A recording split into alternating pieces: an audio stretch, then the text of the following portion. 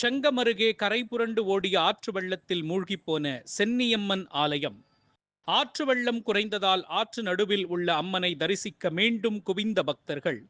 திருவண்ணாமலை மாவட்டம் செங்கம் அடுத்த நீப்பத்துறை சென்னியம்மன் ஆலயம் பிரசித்தி பெற்ற ஆலயமாகும்.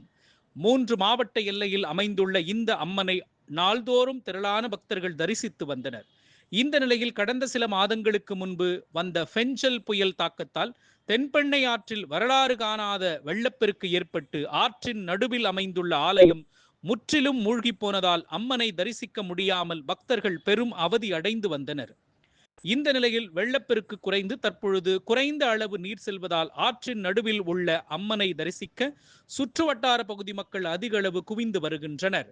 மேலும் ஆற்றின் நடுவில் அமைந்துள்ள அலங்கரிக்கப்பட்ட அம்மனை தரிசிப்பதற்காக பூ, பழம் உள்ளிட்ட பூஜை பொருட்கள் விற்பனையும் சூடுபிடித்துள்ளதால் ஆற்றின் நடுவில் அமைக்கப்பட்ட கடை வியாபாரிகள் மகிழ்ச்சி அடைந்துள்ளனர். மேலும் பொங்கல் வைத்தும் வேண்டுதலை நிறைவேற்றும் விதமாக நேர்த்திக்கடன் செலுத்தியும் சென்னியம்மனை தரிசித்து வருகின்றனர்.